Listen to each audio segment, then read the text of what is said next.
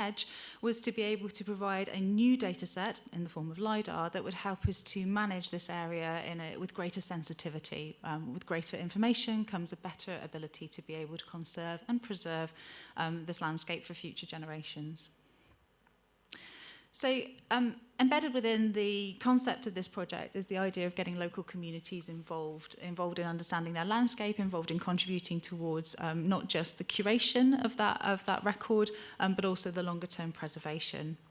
And what's really unique about the sorts of data that I use and that you guys are becoming increasingly familiar with, this landscape scale data, is that it gives you a completely different perspective, not only to the way that you would view a landscape if you were walking through it in the modern day, but also to how people in the past were viewing this landscape. The way that we can see features, field boundaries, industrial sites, farming evidence, evidence of settlement, evidence of burial from the air is a completely different view to how our ancestors would have seen it and to how most of us experience that landscape in day to day.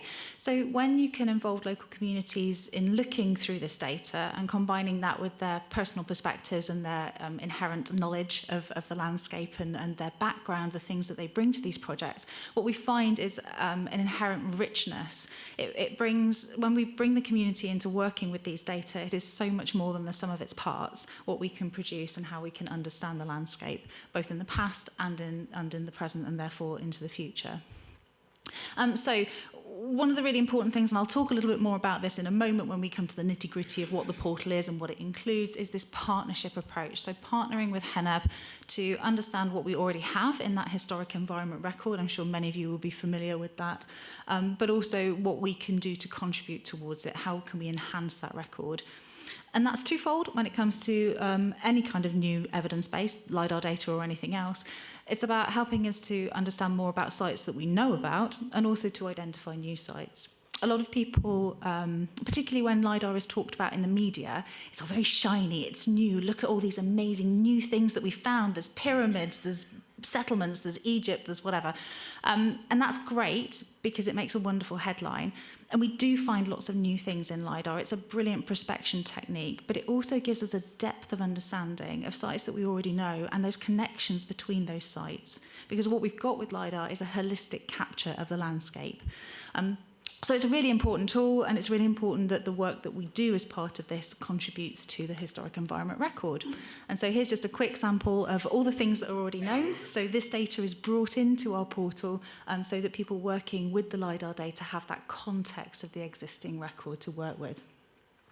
Now, you might be wondering why I've put these other two photos on the right-hand side, because another element of being able to read and understand the landscape from the digital data is understanding that landscape in person. So one of the elements that at the early part of this project that we worked on with Tomos before the LiDAR data was captured was going out and doing field survey. So doing a little bit of work in a community hall in the morning to understand what LiDAR is, and then going out and actually looking at some of those sites that we'd seen on the digital data.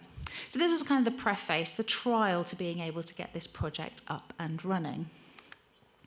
Now, I've talked a little bit, you've all waved your hands at me to tell me that you know what LiDAR data is, but I'm just going to run through a little bit about how it's actually collected, because I think this is quite important to understanding the product that we're working with, how powerful it is, what it can do, but also where some of the problems are when we come to looking at data and what some of the pitfalls we might want to understand so that we can make good assessments of what's coming through.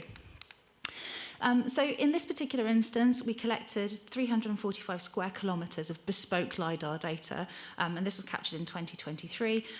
Now, this means that we've got a number of measurements per metre. When we talk about LiDAR as a laser-based measurement system, we talk about how many points we might be able to collect per metre. The basic principle of LiDAR is that if you know the speed that something's travelling at, you know the time it takes to get from A to B, you can work out the distance between A and B, right? Don't panic. I know some of you are sitting there thinking, oh my God, she's taking me back to O-level maths and physics. Please don't. Please just shush, Rebecca. But what we're doing here is we're putting a sensor underneath an aircraft. In this instance, it was a plane, but you could equally attach that sensor to a helicopter or increasingly to drones. We could talk a bit more about that towards the end if people have questions on that. You put this high-resolution sensor underneath the plane, you fly it backwards and forwards across the landscape, pinging laser beams down towards the ground.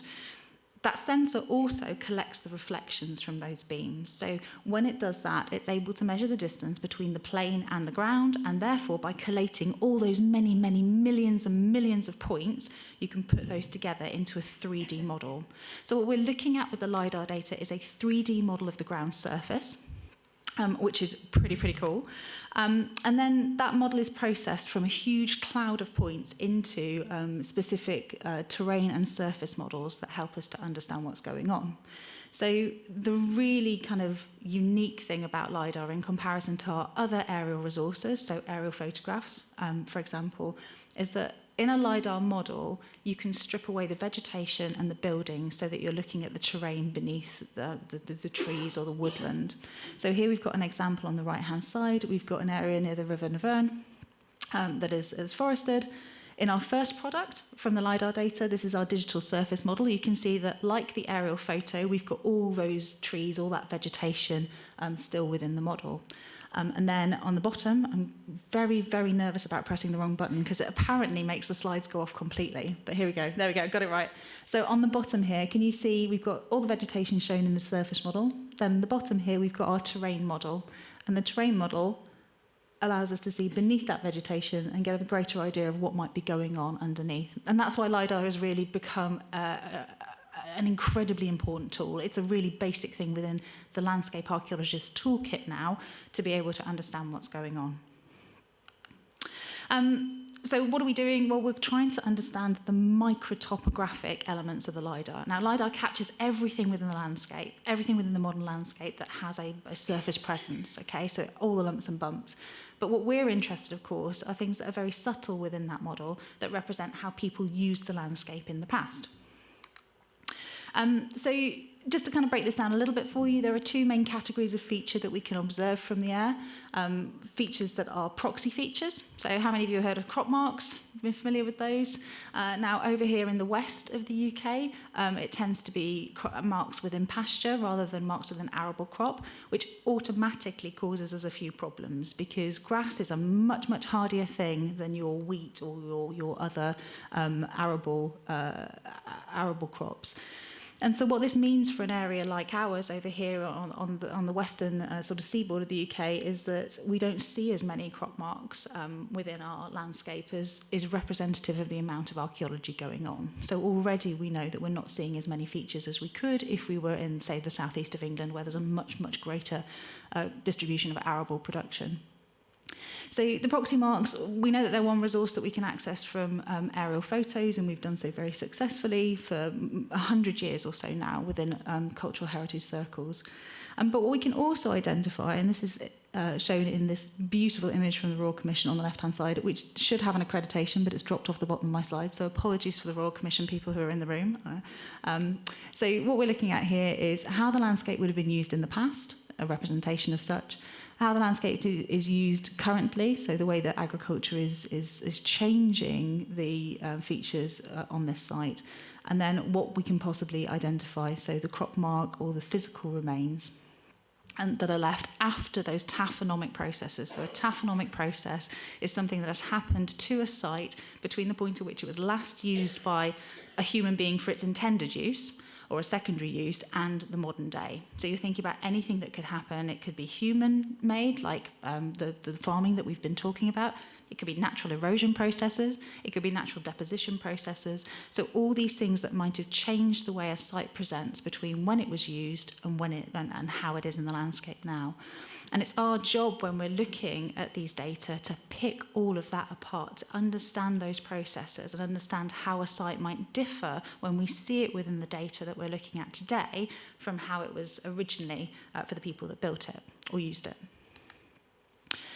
So the other type of feature, and this is the really key thing that we can get at through the LiDAR data, are these topographical features, those changes to the ground surface.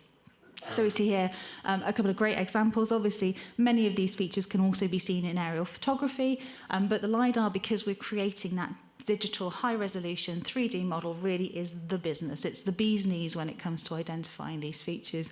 We can see a lot more from the LiDAR data than we can from just an air photo. We can also measure from that LiDAR data. We can take metric analysis from it.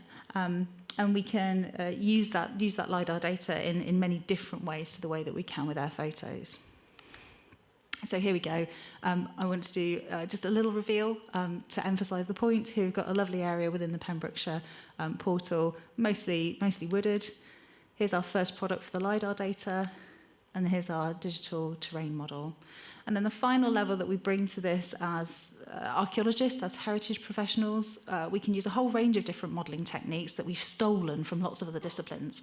I don't know whether I should say this out loud because there's lots of professional archaeologists in the room, but it is well known within our discipline that what we most like to do is take the best ideas of everybody else and reuse them for archaeological purposes. So we take a really good technique like hill shading, and we use them on our data to try and see the things that we're interested in. Now, the problem with that when it comes to LiDAR data is that most people analysing these data traditionally, people like hydrologists or geographers, land mappers, they're interested in big changes. They're interested in large-scale changes within the landscape. You're thinking mountains, you're thinking river plains, you're thinking flood, you're thinking hydrology. That's not the sort of stuff that we're interested in. In fact, to a greater or lesser extent, that stuff is kind of ancillary to the very small detail that we want. So we have to invent some techniques of our own. So we take the hillshade, which is a very well-known and very good way of modelling LiDAR data, and we create our own techniques. So this is something called a local relief model. Now, I won't bore you with the technical details because I'm well aware that we're a long time from coffee and we've got a little way to go until we get to lunch. But what you're doing here with this model is effectively smoothing out those very large changes in landscape, so the meters of change that you would have within that terrain model, and reducing that so that you've got very, very small scale change, a few meters, a few centimeters to a few meters, and that's what we're really, really interested in. So by using a local relief model, we're really honing ourselves down into the nitty-gritty of the data within that model that represents archaeology, it represents past land use, and is the thing that we want to focus on when we're researching and using these data. A really quick note, I've already alluded to this, that there is a 1 metre data set available for Wales and England, soon to be Scotland as well, I'm told on good authority, although I'm not sure whether that's fully official yet. But just a little indication of why we might want to go in for this sort of project and get additional funding to get higher resolution data. So here we have an example. I'm afraid, sorry, this is an English example of a barrow cemetery, but the point remains the same.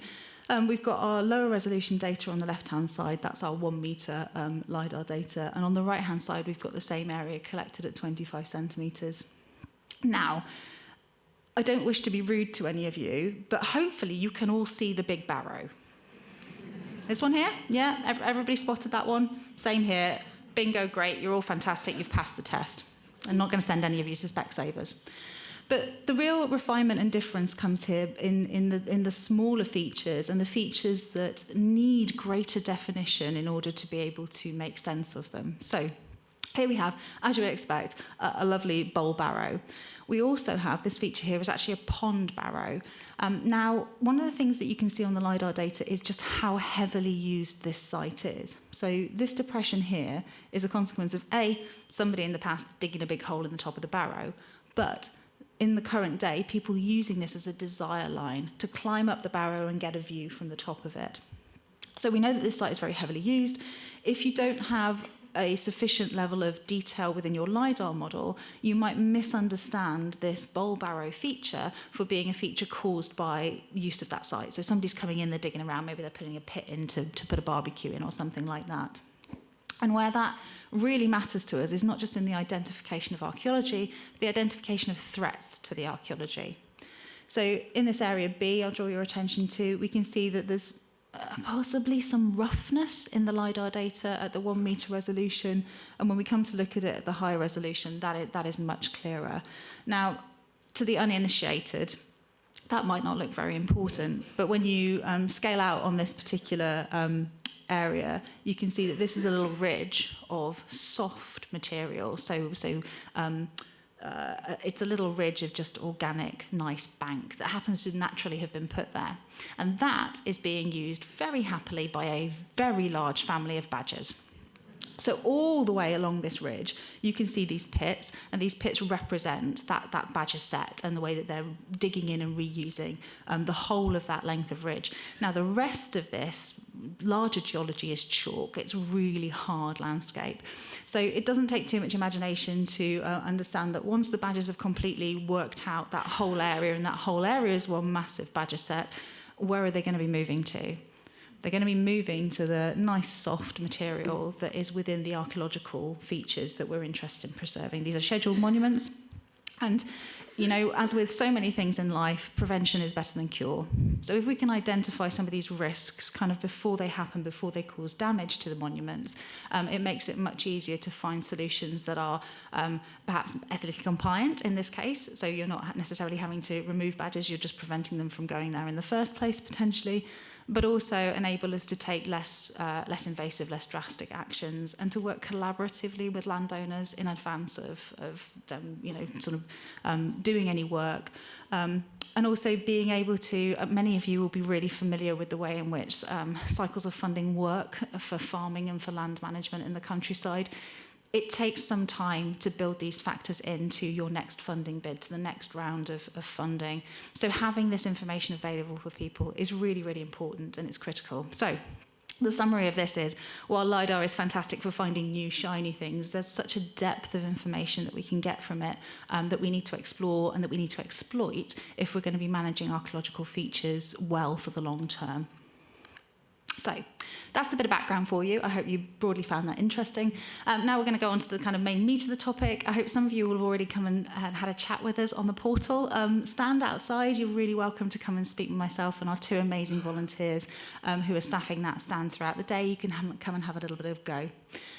What we decided to do, having collected that data, back to that point of making it accessible, is to provide a platform that people can explore it and explore it alongside lots of other resources. So it's really important to us to be able to put the LiDAR in its context.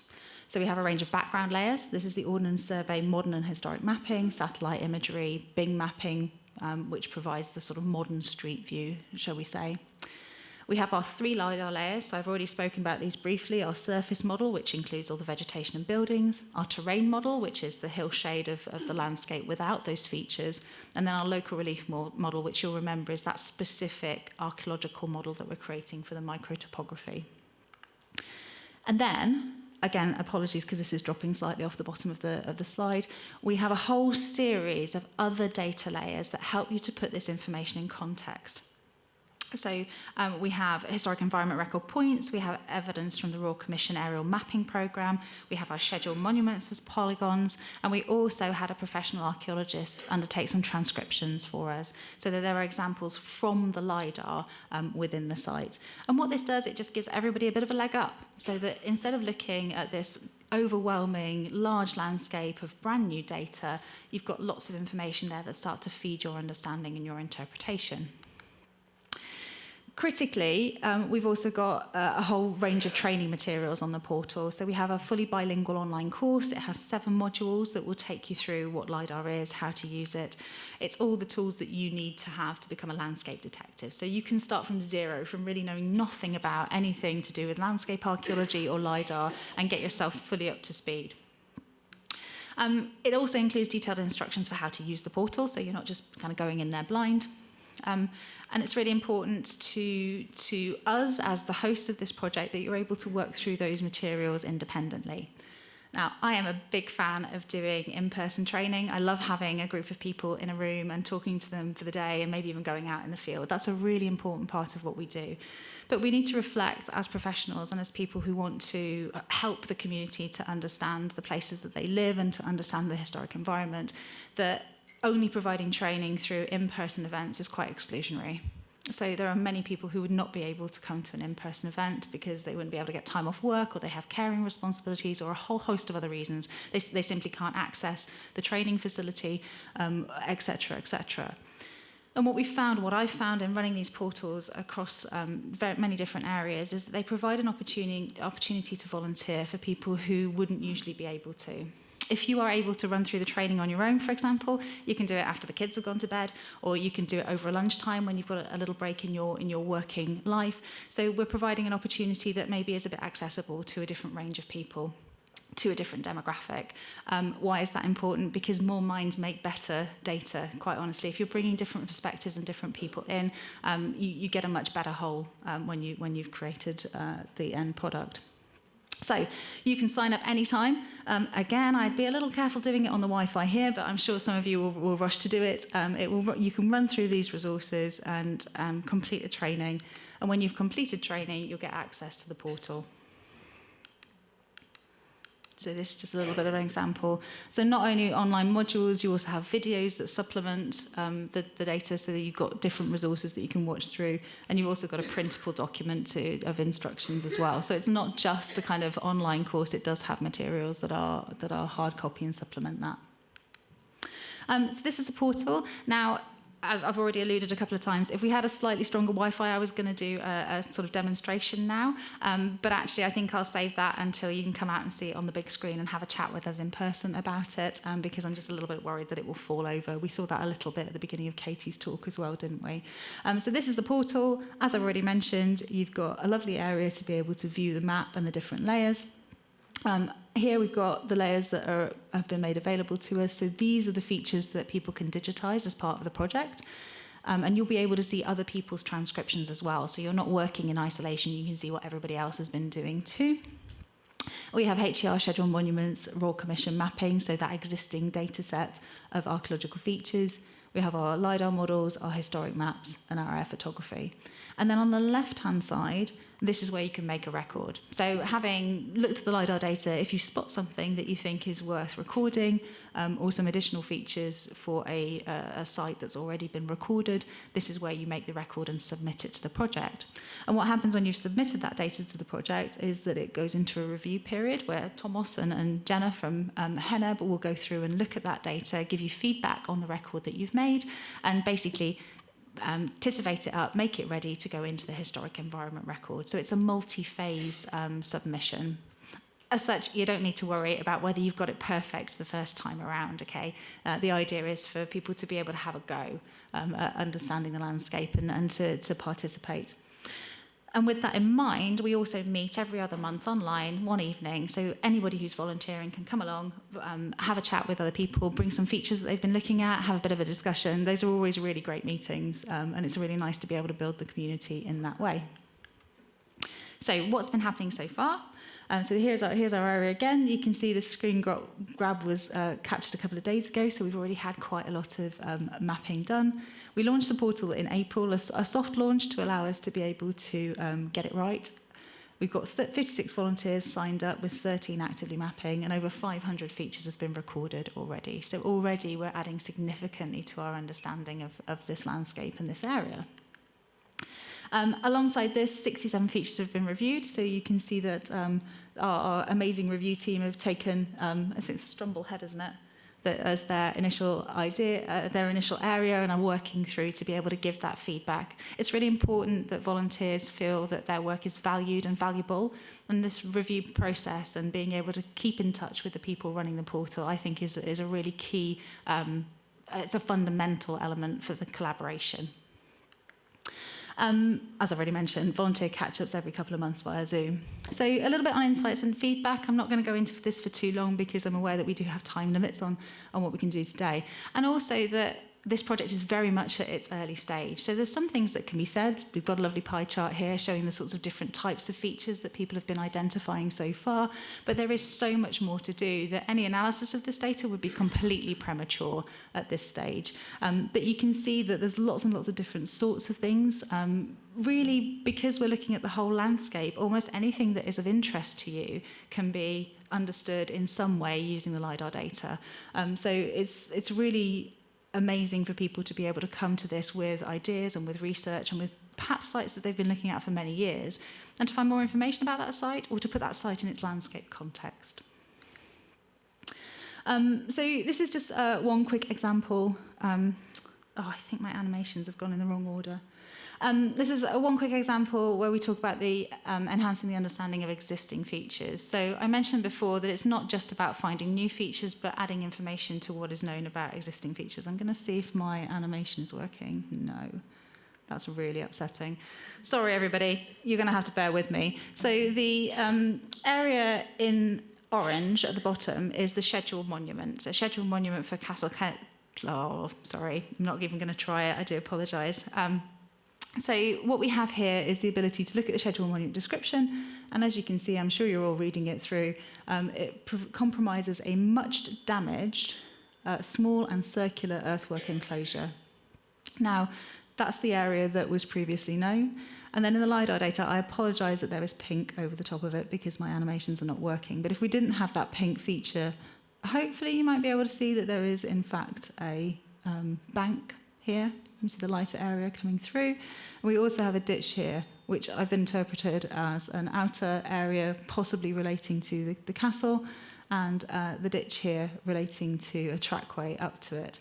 Now, what would have been brilliant about this slide if it had worked properly was that in addition to looking at the LiDAR data, because we've got those layers of historic mapping in as well, what we can see from the first and second edition, and particularly the first edition map, is that this area of bank is actually annotated on the Ordnance Survey. So we have more certainty in our interpretation from the LiDAR that this is in fact a topographical feature. It is a feature. Now, whether it relates to the scheduled monument or not is still up for grabs. But by layering up those different data sources, we have more certainty about what's going on. What we can also recommend in the portal is a field visit.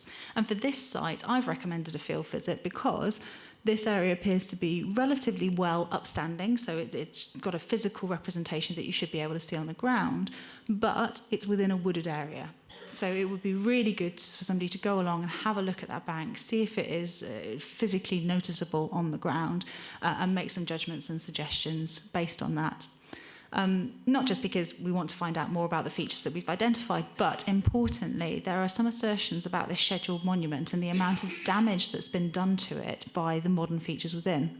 So here we have a farmstead and various elements. And when I say modern features, this is a farmstead on the first edition Ordnance Survey. So we've got a farmstead of over 200 years of age on here. But there's some assertions here that talk about the modern structures having damaged the part. It's considered to be small and damaged in terms of its earthwork presentation. The LiDAR is indicating that actually there's pretty good presentation of that earthwork in an area that is outside the scheduled monument. Without going into it too much, this might be an area where we would want to propose to CADU that they looked at rescheduling and looked at the way in which the scheduled area was protected, and the area outside the scheduling that is clearly related to the monument is also conserved, and the way that that is managed going forward. Sorry about the animations there that didn't work. So just to kind of summarise it and bring us towards the end, how do you join in? Well, there's a 4-step process. Register on the portal. Complete the training course, start mapping features with us, and then join in. Come along to the meetings, converse with your fellow community scientists, participate in the project.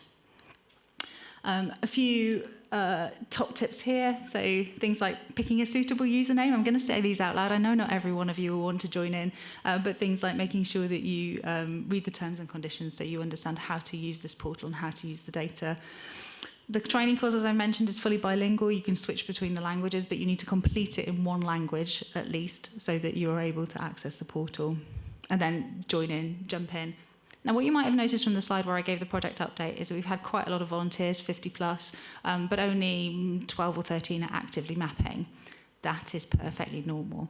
Lots of people will come along and join this project. They'll get a lot out of doing the training course. They may find 1 or 2 features, and then that's enough for them. But what I would say is if you're interested in looking at a feature in the LiDAR data that isn't within the Awdurdod Penfro portal area, still come along, join in, do the training, because you're going to get an awful lot from doing that, even if your area of interest falls outside.